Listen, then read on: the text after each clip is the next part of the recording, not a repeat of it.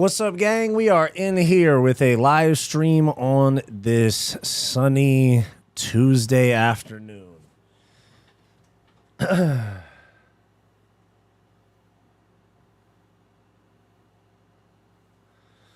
What's going on? What's going on? We are in here. Ready to go. Ready to get rowdy. Been having an absolutely shit day today, so only natural. It's only right that I did the natural thing and decided to hop in front of a camera on live. You know what I mean? But regardless, we in here. I saw an opening to fit a stream in today, and I said, hey, we gonna bless them. They ask for more streams, they're gonna get them. They ask for more streams, we are gonna get them.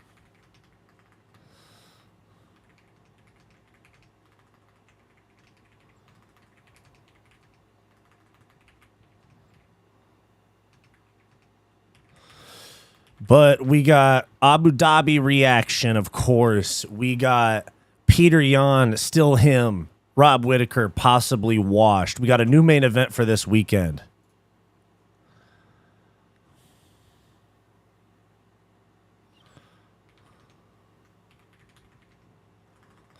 Ba-ba-bum, ba-ba-bum.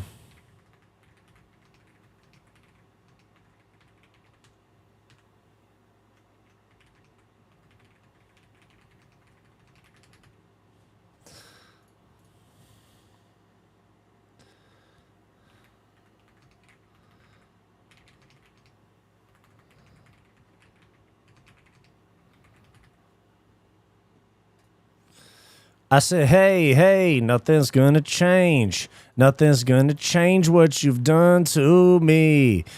John Dong, what the fuck is up, dude? A new profile picture, too. I see you, boy. John Dong's got some sort of lizard predator-looking thing. Rocco Taco, what's going on? What's going on, dude? We're in here. I just put a poll on the story. You guys can let me know. I just put a poll on my... on the community tab as well for my channel. I want to know what you guys think. You guys can put this in the chat as well. Do you guys want the same thing you've been getting from me, which is a stream every couple of weeks or a stream every 7 to 4, you know, like one stream a week, one stream every 2 weeks with videos almost every day? Or do you guys want like more streams, less videos? Or do you want like a 50-50 balance of streams and videos? Because if you guys want me to cut back on the daily videos, because I have been doing videos almost every day, like 6 videos a week, 7 videos a week, would you guys prefer that I do like 3 videos a week and like 2 or 3 live streams per week, or would you prefer that I stay the way I have been? What are you guys fucking with more? Because here's the thing: is I'll be blunt with you, the few of you that are in chat right now. The views are down a little bit recently. We had such an insane June. I had 3 out of my channel's top 4 videos. Yeah, in the last month, I had 3 out of my channel's top 4 videos. Basically 5 out of my top 15, stuff like that. But the last week, I'd say, week and a half, the views are pretty abysmal.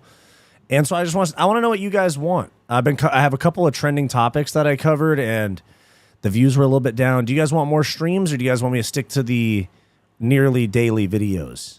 Because eventually, this is going to be my full-time job soon, and there'll be both. There'll be daily streams, daily videos, the whole fucking thing. But in the time that I do have to work a day job, for the meantime that I have to work a day job, what do you guys want from me? I just put it up on the chat as well. To be honest, I don't really care for videos. I never watch videos from MMA YouTubers. I only tune in for live streams. Okay, I got you. Here, let me put a poll in the chat. What content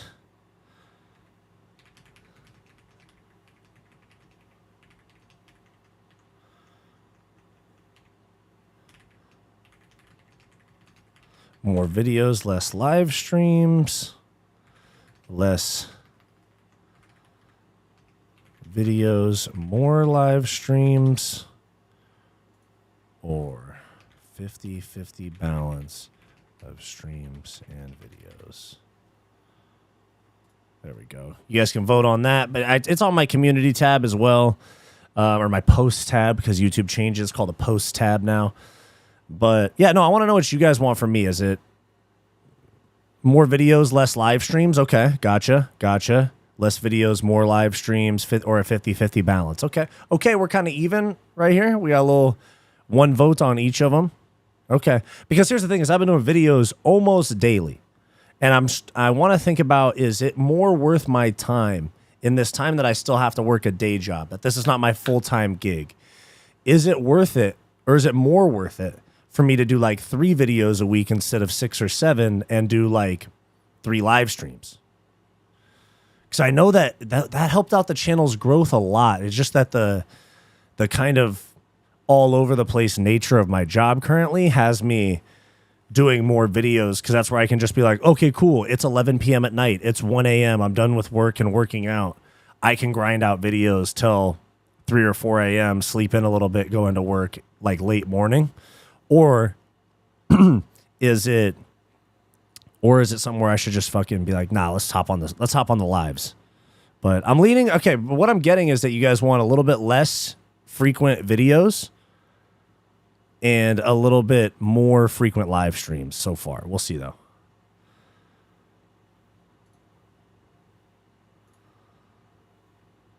Catch a little bitch outside. Catch a little bitch outside. She came through just for a vibe. I fucked them 2 at a time. Little hoe, she got that fire.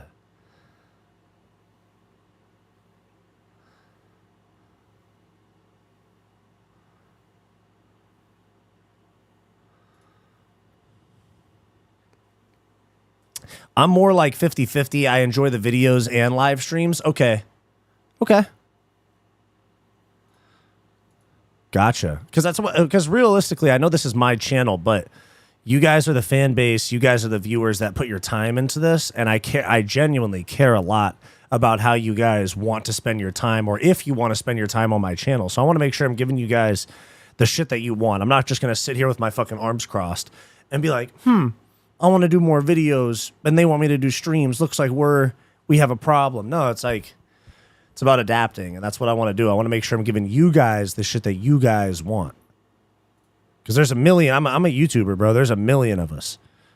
There's a million interchangeable mediocrities, and so I want to, I want you guys to enjoy the shit you're watching, type shit. Nate Clark is in the motherfucking chat, dude. Let's go. Nate, we're actually talking about this a little bit right now. Do you want more videos, less live streams? Less videos, more live streams? Or like a 50-50 balance of streams and videos? Because I've been roughly 90% videos for about 3 months now.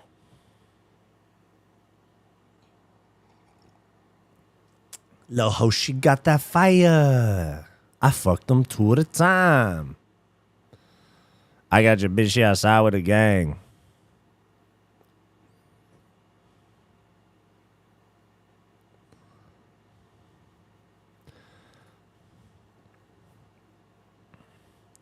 Lil' ho, she got that fire.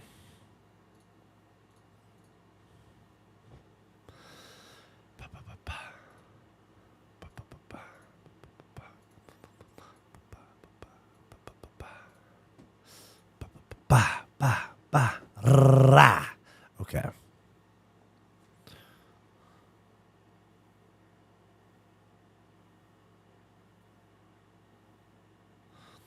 Yo, one of my coworkers is live right now too.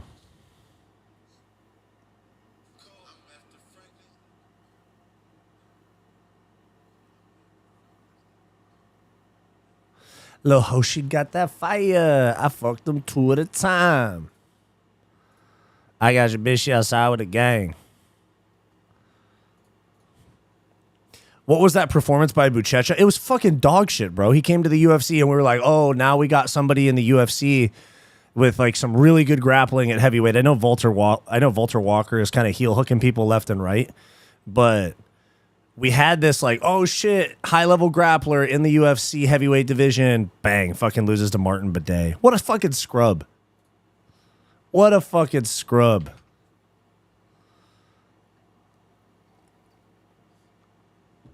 Little hoe, she got that fire. I fucked them 2 at a time.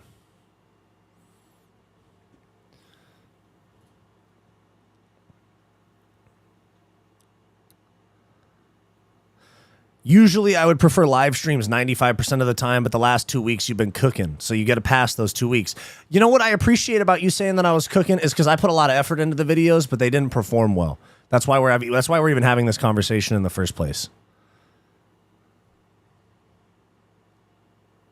A few years ago, back when Buchecha was in 1, I asked my brother how Buchecha versus Gilton would go. Yeah, that's the thing, bro. And Gilton would kill him now. Yeah, Gilton would kill him. I got your bitch outside with the gang. I got your bitch outside with the gang. Look how she got that fire.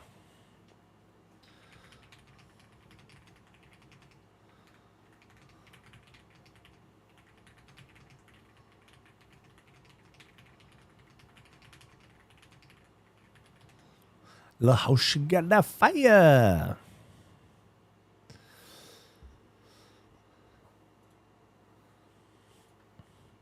Well, guys, what music are we listening to these days? Because I'm listening. Let me see the shit I'm listening to right now.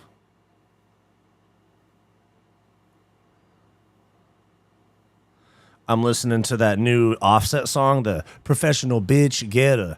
Professional Bitch Getter. I'm saying.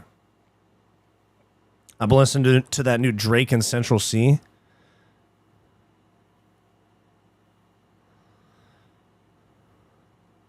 All the girls that's looking for the truth, come and put your hands on the DJ booth and wind your waist for the 6-side youth. And which one? That shit's so hard. And then what else? Oh, and that Travis Scott album. I know people were hating on it at first, but I've been listening to it a lot. A few years ago, I read that. Liao getting knocked out. That was surprising. It was Muslim Salikov, right? I'm pretty sure it was 40-year-old Muslim Salikov knocking out, juiced out Liao. I've been listening to Journey again. Forget how good their original lead singer. Yeah, huh? Packing the mail is gone. She like how I smell cologne. Yeah, huh? I do what I want. Shug. I do what I want. I'm good. I'm a young CEO. Shug. Yeah. By the way, guys, you see I added Taporia and took Islam off because fuck Islam, yeah. Ducking into the welterweight division, yeah. D, don't come in here, yeah. You ruin everything, dude. That fucking Guru's Connor dick pic impression was some of the funniest shit I've watched. I showed my brother. He didn't think it was that funny. I didn't give a fuck. I thought that shit was hilarious, bro. D, don't you fucking come in here, yeah. Come in, wind your bed, do da. Tommy West 1, hello, have a good day. Thank you very much, sir. You as well. What you got going on, dude? Let me peep your channel. Let me see. You be uploading tennis videos, I see. Hell yeah. Type shit.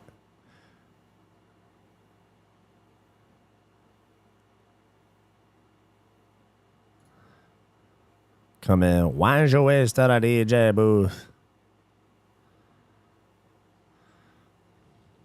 I get you. My Substack views have been kind of low compared to the gradual increase I had for a few months. Just keep cooking. Nate, this is actually the conversation I needed, bro. Because it's crazy. You have these thoughts with yourself and you're like, dang, I don't want to talk about this with a group of people. And then you talk about it with a group of people and you realize that you should have been talking about it with a group of people in the first place, especially my audience. You guys are the ones that watch this shit anyway. Nate, man, okay, you guys are going to be seeing me on live more often then. Deal. Fucking deal.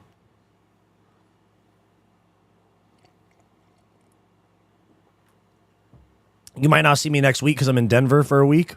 But I'm in Denver from Saturday to Saturday.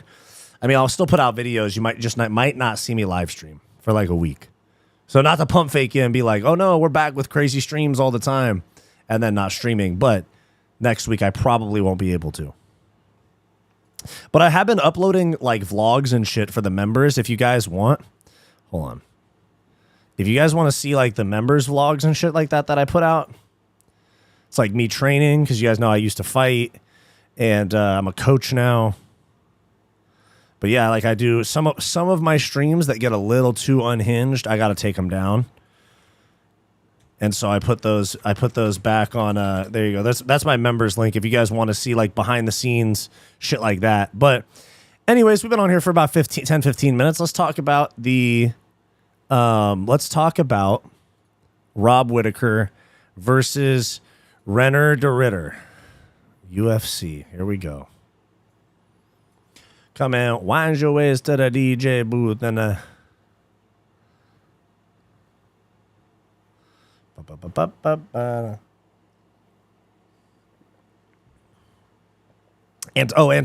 Tatsuro Taira has a new main event opponent, so he's gonna fucking smoke him. It's like getting bumped up a week, so that weight cut's gonna be tough. Did you guys see Dean Thomas saying that the MMA community needs to be pulling for Dricus du Plessis to beat Khamzat Chimaev because Khamzat's a bad champion? He was like, we might never see Khamzat in the cage if he's actually our champion. Come in, Wanjoist. Good God.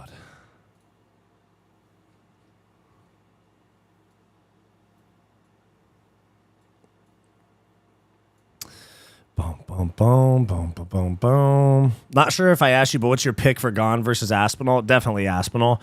But if fucking Tom Aspinall loses, dude, I swear to God, I'm going to be so pissed because then John Jones gets to go on the most annoying, long Twitter rant about how he was right the fucking whole time, you know? I'll probably not be around from August 22nd to September 5th, going to Texas to teach vote registration to quite a few county GOP. Yeah. Okay. Sorry, I was reading the chat. But yeah, no, that's sick, dude. Hell yeah. Teach them young and how to vote. Get them in there. Get them in there. I feel like people are underestimating Gane way too much. It's just because he got smoked by John, and then he definitely lost to Volkov, and they gave they gave him the decision over Volkov. But I think people are underestimating him. Yes, I agree with you on that. But I do think that Tom is going to steamroll him. There's obviously the chance, but I said the same thing I remember the people saying the same thing about Ciryl Gane against John Jones, and he fucking laid an egg. Damn, you don't have some of my unhinged stuff archived? Yeah, because you're from the YouTube viewpoint, you're just like, it's just words in a chat. For me, it's my face on a TV, on a screen, saying crazy shit. So I gotta walk things back sometimes, you know? Gotta keep it friendly. Jones and his little minions crawling out the woodwork, super shotgun. You're so fucking right. It would be so unbearable to hear John forever be like, now I get my fucking last laugh forever 9-10 months later after ruining the heavyweight division. I hate that shit so much, dude. Oh my God. I hate John Jones. All right. So Reinier de Ridder winning that main event. I thought he won. It was a close fight. Fucking hard to score. But he landed a lot more than Rob Whittaker. He landed 2 takedowns. He about the same on significant strikes. Rob's only like crazy big moment was the knockdown, which was him just timing that knee, which Reinier de Ridder needs to fix. I have to be serious. I have to be so clear about this. Reinier de Ridder has to fix the spamming of that knee, because when it's used effectively, it works. Like he hurt Rob Whittaker. Carlos Prates KO'd Charles Radke with it. It's effective as fuck. That, the mirror stance backside knee. It's really powerful and damaging. But When you throw it that many times, you get dropped because Rob Whittaker times it. Adesanya would time some shit like that. You know? He put himself on bottom. He had some bad mistakes in this fight, but he was a lot bigger than Rob Whittaker and a lot stronger than Rob Whittaker to where he was able to get out of those bad positions that he might not be able to get out of against a bigger middleweight. You know, Adesanya might make him pay make him pay for that knee. Even like who else is in the top 5, right? Imavov might make him pay for throwing that knee too many times. Dricus du Plessis, I definitely want to see them fight. It'd be the goofiest fight ever. Khamzat Chimaev would probably be a lot more aggressive in the grappling because Reinier de Ridder didn't really have to worry about Rob Whittaker shooting for takedowns. So that's my worry with Reinier de Ridder, is that he's a little too all over the place with his technique, and he's a little too repetitive once something starts working. That's what worries me about RDR, is he goes, oh shit, that knee landed. Let me throw it 15 times per round without setting it up for the rest of the fight. And he's lucky that it was Rob Whittaker, someone that doesn't have some insane punching power in his hands. If it was somebody with some real punching power, he might have been out or gotten finished. Or somebody like Khamzat that has a more confident ground game than Rob Whittaker might finish him on the ground there instead of RDR surviving by playing jiu-jitsu for 2 minutes. So, although it was a close fight, I definitely had Reinier de Ridder 3-2. 2-3-4, I think, or 2-4-5, I think it was. I think Whittaker got 1 and 3. Something like that, off the top of my head at least. Let me see. Yeah, Whittaker, I think he got round 1. It was pretty even, though, in numbers, but I think Whittaker dominated the positioning of the fight. This was absolutely RDR, so was this. This is where he got dropped, though, right? No, where did he get dropped? The third. Okay, yeah. So Whittaker won 1 and 3. RDR won 4 and 5. Just higher output, takedown attempts, trying to change it up at least a little bit. Landed 1 takedown in the second and 1 in the third, but that obviously didn't end up amounting to much. Top 5 in the world. Reinier de Ridder. What is the chat thinking about him as a potential world champion? Because he very well could fight the winner of Khamzat and DDP. Because we got some things to figure. Oh, wait, hold on. We got Imavov versus Bohalio in September. Yeah, that's basically gonna give the UFC some choice as to who they want fighting for the belt after this. Because there is also that rumor floating around that Khamzat Chimaev is gonna retire if he wins the belt, which would be terrible for the sport. He's already very unreliable as is.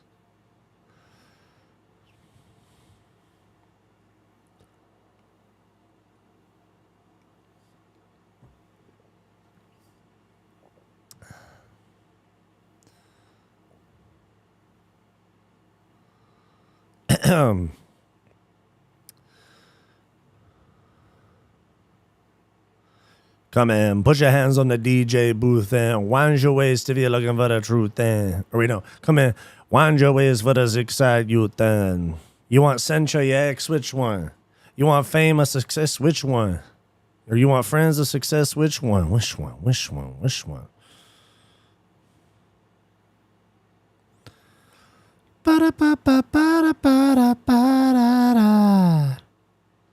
I said, hey, hey, hey.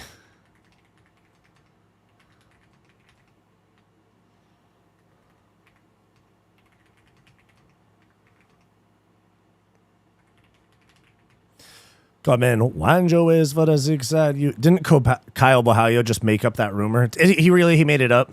Ah, damn, he got me with that one. Come in, Wanjo is for the zigzag youth. All right. Khamzat retire after UFC 319. Let's see.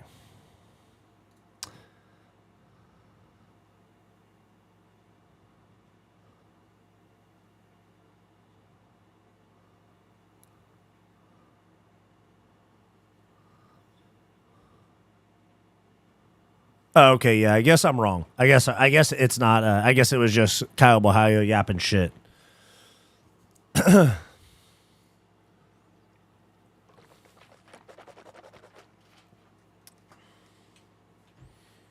I'm still taking DDP. Bohayo always spreads fake news and lies. Lied about DDP being injured with a broken leg. Lied about Askren being dead. Well, I mean, okay, Ben Askren did die like 4 times, to be fair. And lying about Khamzat retiring. He's annoying. Dang, I didn't know that that was his vibe. I kind of ignore or don't pay attention to much that he says. He's exciting in the cage, but I pay attention to the other fighting nerds a lot more. I pay way more attention to like Gene Silva, Carlos Prates, Mauricio Hufi type shit. I really hope Chimaev doesn't become champ. I hope he doesn't either, and I'm going to pick DDP. I've been saying it for a long time. Here's what happens when I have these type of picks where I'm confident in it for a long-ass time is I go, yep, it's going to be DDP. Yep, it's going to be DDP. It's going to be DDP. Like, I'll say it for months. I've been saying that shit since, like, April. Basically, since DDP beat Strickland in February, and we were like, okay, Khamzat's next. I was sitting here like, yeah, DDP's going to find a way to win. Because it's not a question of if Khamzat wins. It's a matter of if Khamzat gets a finish in the first, like, 6 minutes, in my opinion. Because if he doesn't do that, DDP's going to win. He's going to gas out. DDP's going to win. But every time I have a prediction like that, I make the video, I post it, and then, like, the day of the fight, I go, fuck, I don't know if this is the right move. Do I need to go live and say that I changed my prediction, or am I just going to go with my guns? And then on the ones that I kind of make spur of the moment, I kind of usually rock with them. It's the ones that I'm very confident in for long periods of time where I go, shit, is this the right move? Was I overly confident? I could be fucking myself here, you know? DDP versus RDR should be to the Looney Tunes soundtrack or old school Batman fights with Adam West and the pow. Yeah, bro. Chimaev will pull out last minute over a tummy ache. Yeah, he probably will, if we're being honest. Come in. Put your hands on the DJ booth and wind your waist for the 6 side, you.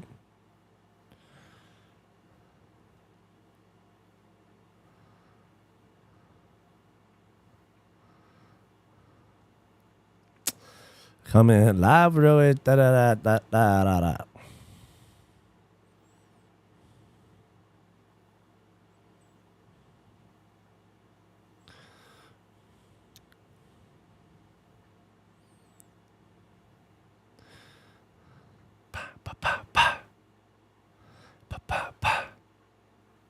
Bow. What do you think about people saying Gon couldn't beat Ngannou, who had injured knees? Yeah, it's a bad look. It's a bad look. But at the same time, his only 2 career losses are to Ngannou, and he didn't get knocked out. He didn't get knocked out, which what happens to most Ngannou opponents. And he fought John Jones. So from a resume standpoint, it actually, when we're talking about Rob Whittaker and shit, and we go, oh yeah, Rob Whittaker has only lost to undisputed champions. Like if Khamzat wins and RDR becomes champ, up until Saturday, Rob had only lost to undisputed champions besides Khamzat. And when they're trying to sell this Aspinall fight, they go, the guy John Jones ran from, and then they go, 2 career losses. They're both the undisputed champs. One of them to us is the best fighter of all time. It makes sense. It makes sense that Gon got the shot because Volkov's not as big of a name. Yeah. Gon could have won that fight if he didn't go full potato dropping for that heel hook. Yeah, that was fucking retarded, bro. But that's what happens, bro. In the heat of the moment, they go, oh, there's a chance to end it. And then they go, fuck, oh my God. I got too excited for something that wasn't there.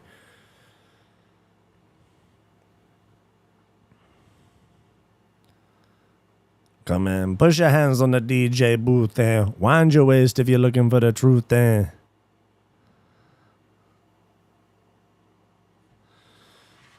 Here's one of the biggest talks lately is Adesanya having a very overrated resume. He had to respect Ngannou's power. Yeah, of course he did. Yeah, I agree.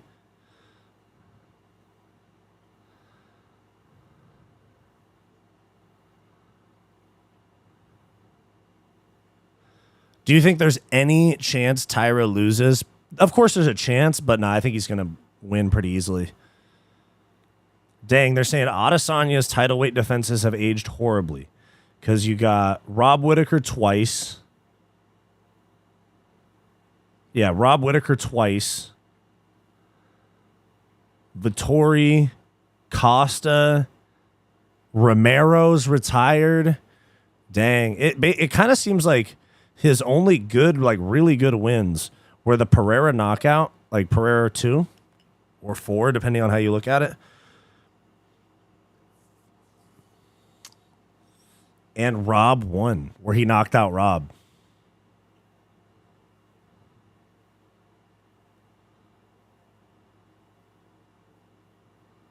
But they were also at better places in their career at the time, to be fair. Wind your ways for the six-side youth. You want fame or success? Which one? Which one? Which one? Which one? Which one?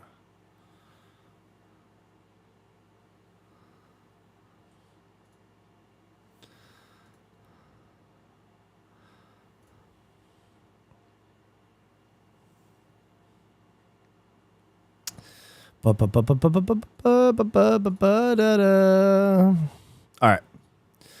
Peter Yan versus Marcus McGee. 3-round decision. Peter Yan. It wasn't quite like a classic Peter Yan performance like some people are saying, but it was a very good Peter Yan performance that I would be happy with if I was Peter Yan. He's on a 4-fight win streak now, I think. I think he's on a 4-fight win streak. Let me see. What was his last few fights? 3 fights or 4? 3, because the Merab loss. Okay. So Yadong, very good fight, controlled that fight, won with a torn ACL, came back from a torn ACL, keep in mind, came back in 8 months, beat a former champion, and then had some time off, like 8 months off, and beat a lower ranked contender. Peter Yan, dude, get him a title shot. Because when we start looking, I mean, okay, first let me say, Marcus McGee was just outmatched in this fight. He was not ready for this type of a step up. I respect him for taking it, though. Now, when we start looking at these bantamweight rankings, and we have, okay, Merab against Sandhagen. O'Malley has lost to him twice. Umar hasn't fought since losing. If this is a win for Merab right here, this Corey Sandhagen fight, 1,000%. They make Peter Yan Merab in like January as a co-main event.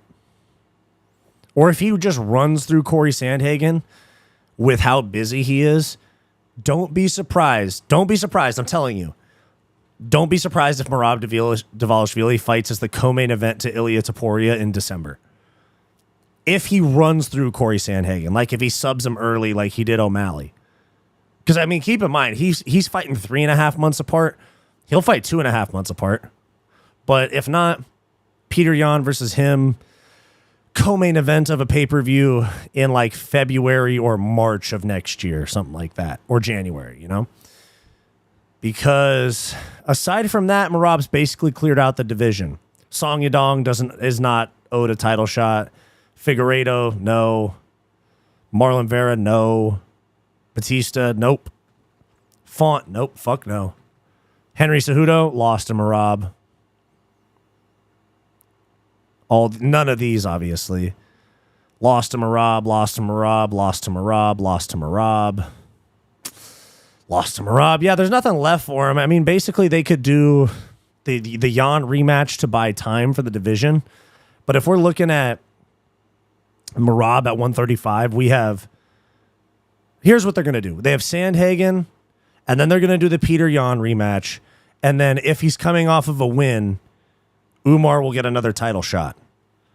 And they'll do Umar 2. And by then, there's basically no choice but to have him go down and fight Pantoja, because he has said he could make 125 before, or have Pantoja move up to fight him at 135, but Pantoja and Merab don't really seem interested in changing weight classes, which means we're going to have to produce some new contenders because Josh Van did that here. That was a big shakeup. We could have had an Albazi title fight if he won this weekend, or Tatsuro Taira getting to the number 4 ranking. Because aside from that, we got Moreno lost to Pantoja more than once. Same with Royval. Same with Kai Kara France. I'm pretty sure same with Manel Kopp and Alex Perez. Same with Steve Urseg. There's and Kai Asakura. This is actually the goated title run right now in the UFC. This is the goated title run in the UFC right now is Pantoja. The most underrated champ is Pantoja, 1,000%. One champ says, keep up the good content, white boy. Ah, thanks, dude. Gotcha. I gotcha. No worries. I'll stay white and I'll stay pumping out the good content. The Three Kings era should be renamed the Prince and Two Serfs era. Damn, that's crazy. Thoughts on Lerone Murphy versus Aaron Pico? Underwhelming, in my opinion. Let me look at that card. Underwhelming as a co-main event for a pay-per-view. For some reason, they're super pumped on Pico getting a title shot like almost immediately. Oh, they haven't even added it yet. Let me go to Tapology. Hold on. Dang, they take forever to fucking update the UFC website. They announced that shit on Saturday. It's not on their website. Dang, we got a bunch of stuff. Dang, the UFC is about done with... Oh, shit, dude. Hey, the UFC is about done with the Apex. Peep. Here, I know there's a bunch of Fiverr fucking ads popping up on my shit, but Jesus Christ, hold on. Tapology, relax.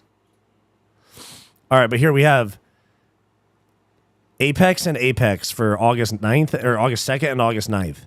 And then we have pay-per-view in Chicago. Then we have Fight Night in China. And then we have a week off, it looks like. And then we have Fight Night in Paris.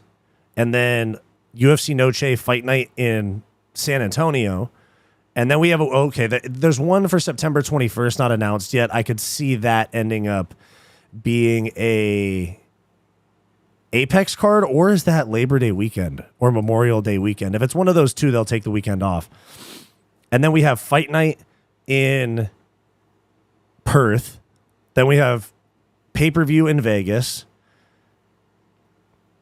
Fight Night in Brazil. Fight Night in Vancouver. Pay-per-view Abu Dhabi. And then we have a couple weeks to fill here, but then we have Fight Night in Qatar. And then we have the rest of the year. They're probably like almost done with the Apex. Because now they have different ways to repurpose it. They're using it for UFC BJJ. They're using it for Power Slap.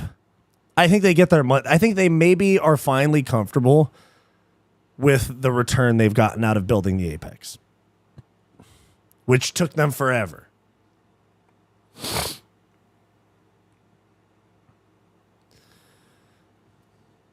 What's next for Mitchell? I'll get to that in a sec.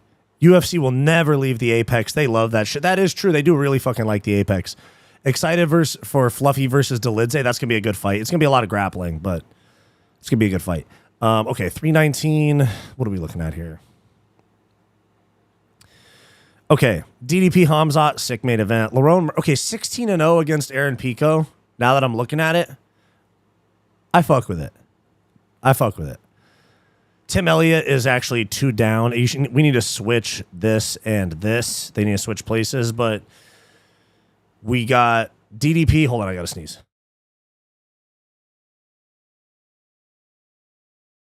Never mind. No, I don't. Okay, so we got DDP Hamzat sick main event. That's like a 5-star main event. 4.5 star main event. Lerone Murphy versus Aaron Pico, that's a 3.5 star co-main or a 3-star co-main event. It's not some bullshit. It's not like them trying to fucking do Patricio Pitbull and Dan Ige as the co-main event before they reworked that card. But overall, this main card is pretty sick. Aaron Pico versus Lerone Murphy. I might take Aaron Pico, but Lerone Murphy's really good. And he finds a way to inch out close exchanges. He finds a way to end up on top after, or end up with the control up against the fence after a little bit of a boring grappling exchange. or in a striking exchange. He'll just be the one to land that last leg kick at the end before they disengage. Lerone Murphy's really smart. Aaron Pico's been out for a while. And I don't know. I might go with Lerone Murphy by decision on that one. But we'll see. Tim Elliott, Kai Asakura. You got a ranked guy, 2 ranked guys, even though Kai Asakura is 0-1 in the UFC. I'm pretty pumped to see that Kai Asakura, as big and famous as he is in Japan, is not just quitting after the title shot didn't work out in the UFC. Because if he would have just got that title shot and then from then on just disappeared, we would have been like, oh, this fucking privileged pussy tried to come over and get an unearned title shot, got the belt, or like never got the belt and never came back. That's pussy. But here, he's coming back against a lower ranked guy in Tim Elliott, still ranked, but lower ranked, like ranked like 12th or something. It says a lot about Kai Asakura that he took that L, took it on the chin. He already has money and fame. He's a super famous YouTuber and fighter in Japan. And he's sticking around. I respect that. MVP maybe got tired of the weight cut at 170. He's fighting Jared Cannonier. This would be a sick shakeup to see him in the top 8 or so, 7 or so, whatever it is, at 185. But let's not get this fucked up. He gets murdered by Hamzat, Kyle Bohalio, DDP. I think they're kind of doing this so that they can try to set up a Sean Strickland versus MVP fight or an Adesanya versus MVP fight. That's the only reason that I can think that they're wanting to keep him around at middleweight. Because he's ranked like 15th, and they kept him there. He's ranked like 15th at welterweight, and they kept him there. They dropped Kevin Holland out. Instead of bumping him down and out of the rankings, moving Kevin Holland down to 15 and putting D-Rod in, they kept they kept MVP and just booted Kevin Holland from the rankings. But sick fight. As long as it doesn't get boring or Cannonier just panics and tries to wrestle the entire time, it's going to be a sick fight. Jeff Neal, Carlos Prates, that's a sick fight. Prates is going to get back to his winning ways. It's going to be a sick fight. I think he's going to KO Jeff Neal. As long as he doesn't get reckless defensively and irresponsible, is my opinion. And let's see the prelims. Karini Silva, JJ Aldridge, whatever. Alex Hernandez, Chase Hooper, that's a pretty good fight. Ruzaboyev, Brian Battle, pretty good fight. Actually, that's a sick fight. Jessica Andrade, Lupita Godinez, that's a good fight. Michael O, who is also a fighting nerd now. Let's not forget, he's fighting GM3. We got CDF and Bobby King Green, Edson Barbosa, Drakkar Klose. It's a pretty good card. No cap. It's a pretty good card. Or it's the UFC CIA, a PSYOP, where they go, here's the bad fights. And then when they give us a mid card, we go, dang, this is stacked. You know what I mean?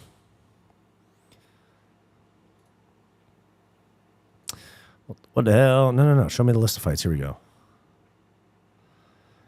What do we have? Like, what's the China card looking like? We got Johnny Walker, Ming Yang Zhang, Brian Ortega, Aljamain Sterling. This should be the main event, but it's in China, so the Chinese guy gets the main event slot. And he's entertaining. I remember I used to say that I wanted to see Alex Pereira against Johnny Walker's chin just for scientific reasons. But this guy has bricks for hands.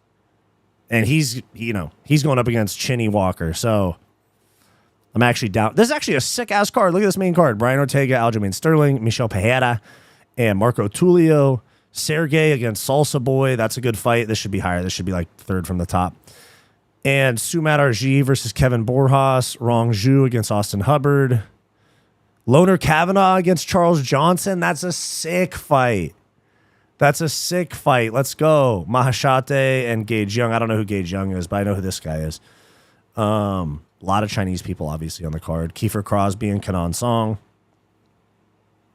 But Loner Kavanaugh, Charles Energy Johnson is a sick fight.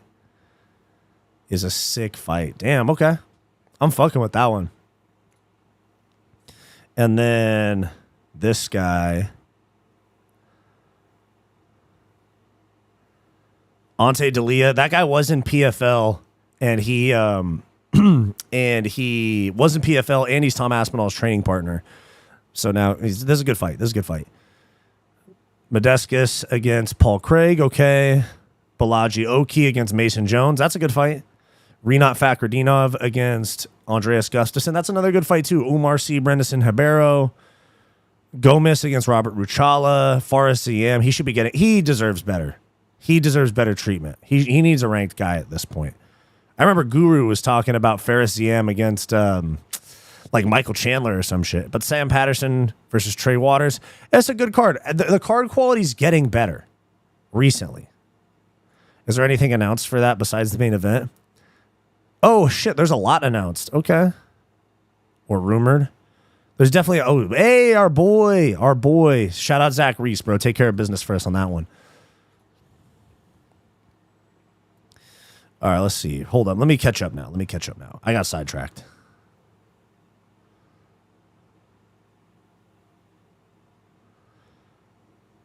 What's next for Mitchell? Ah, shit. Let me go back to the UFC rankings. I think he deserves a ranked opponent. He beat Nurmagomedov at bantamweight. He looked good. Give him Marcus McGee coming off a loss. They fought on the same card. Marcus McGee, Bryce Mitchell. Get him into the rankings at 135. That sounds good to me.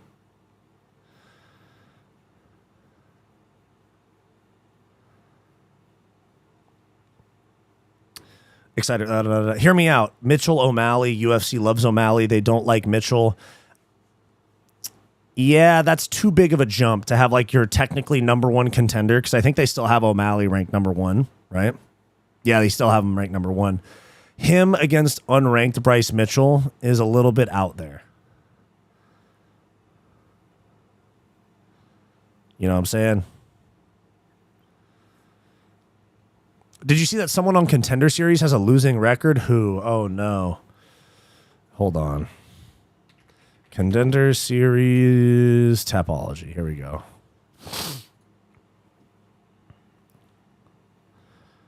They start August 12th, it looks like.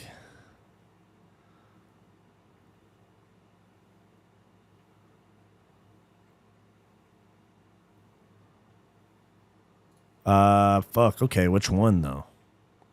Where's week one? August 12th? Okay, well, shit. Which guy? Who's got that? Might have been a typo because everyone here is like 6-0, 7-0, 5-0, 8-1.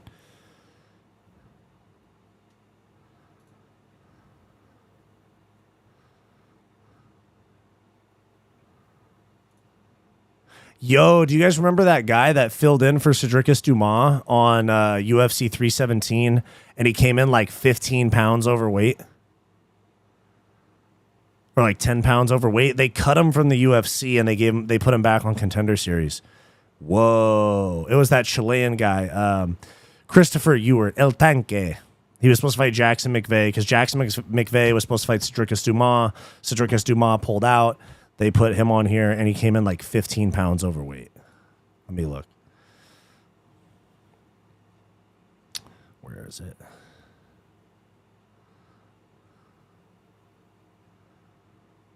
Weight cut issues for Ewart. Oh, he didn't even get to the scale. Did he? I'm trying to remember what happened with this guy, dude. He was like way overweight, dude. Way overweight. Let me see. Chris Ewart, UFC 317 weigh-in.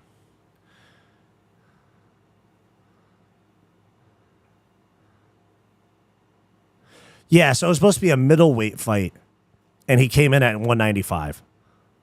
That's what happened. They lied to the UFC about what he weighed when he accepted the fight. He got to Vegas on Tuesday weighing 216.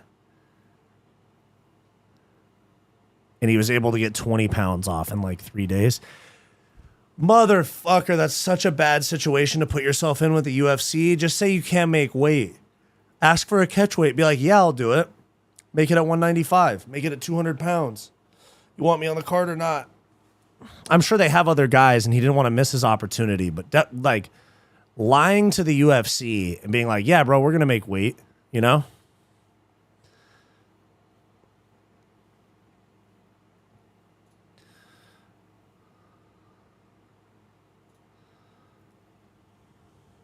Fight Society, man. Yeah, I'm right here, dude. Right here. The one real.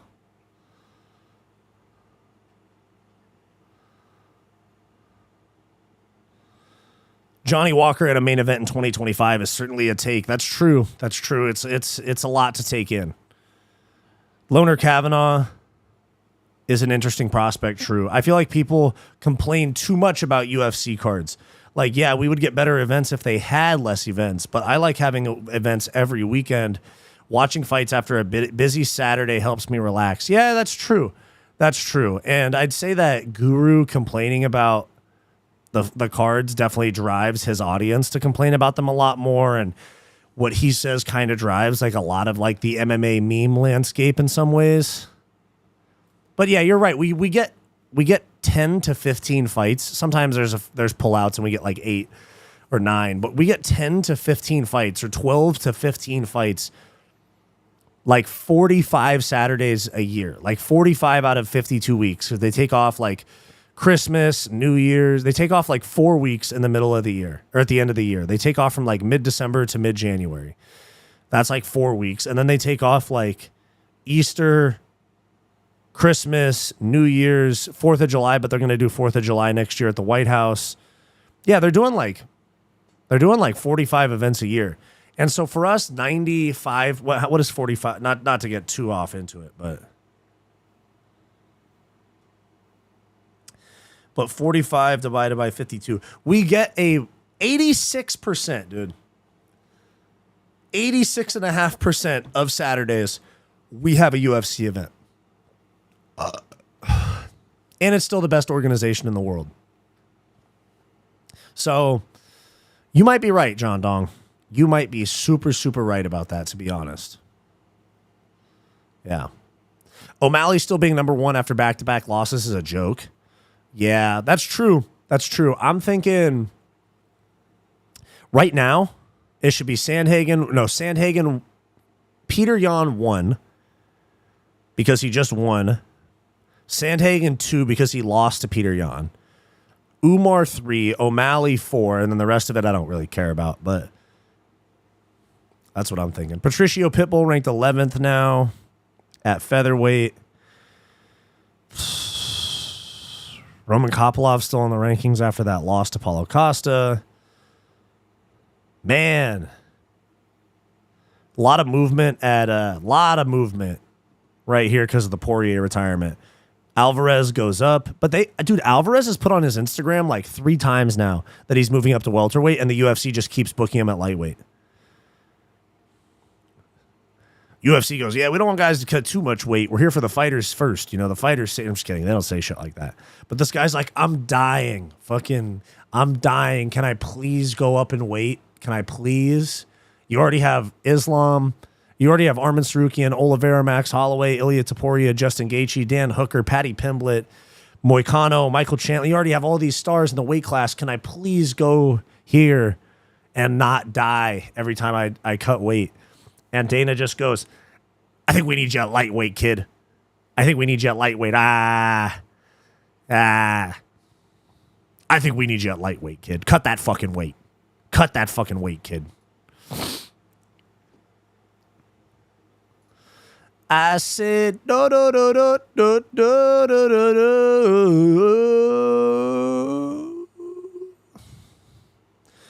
I remember in Lucas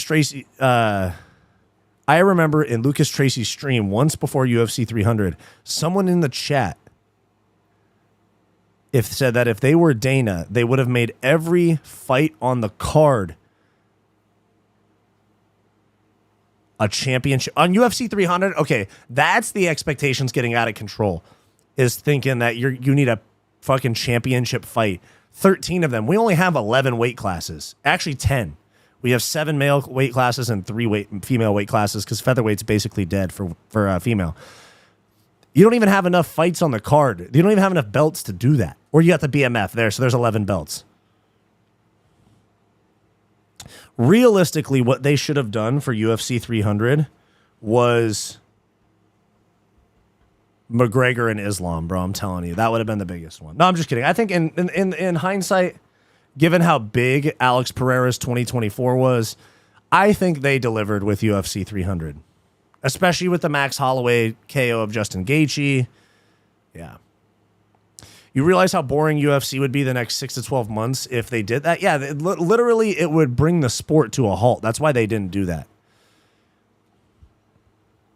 And actually, that's kind of why we get lesser cards these days, is because it's not one fight night or 2 fight nights a month. It's not one fight night a month, one pay-per-view, or, you know, they take off 1 month a week or 1 week a month, or they take off 2 months or 2 weeks here and there, shit like that. It's every single weekend minus holidays. So, oh shit, I almost knocked my camera off. It's every single weekend minus holidays. Sometimes we're going to have to use the BMF, I guess. Rats. Even though I literally just posted a video saying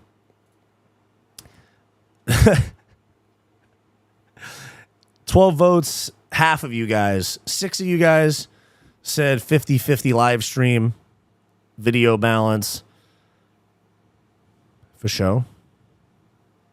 6 of you guys said 50-50 balance. 4 of you guys said less videos, more live streams. 2 of you guys, or 3 of you guys, said more videos, less live streams. So it looks like we're going to be creeping towards a 50-50 balance, like 4 videos a week, 2 or 3 live streams, something like that. That looks to be what we're creeping towards.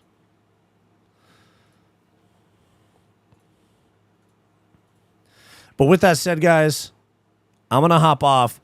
Do me a favor. We have a new video out as of yesterday.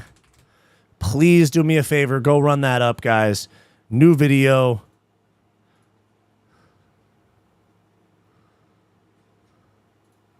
Here we go. I'll put it in here as well so the other platform streamers can view it. But yeah, guys, we're here. We're locked in. Going to do more live streams. Do me a favor. Watch this new video, please. It did not do so well trying to get those numbers up. I work hard on these videos, guys, so help me out a little bit. Please, please, please, please. All right, guys, I'm going to hop off. I'll see you guys probably tomorrow. Peace.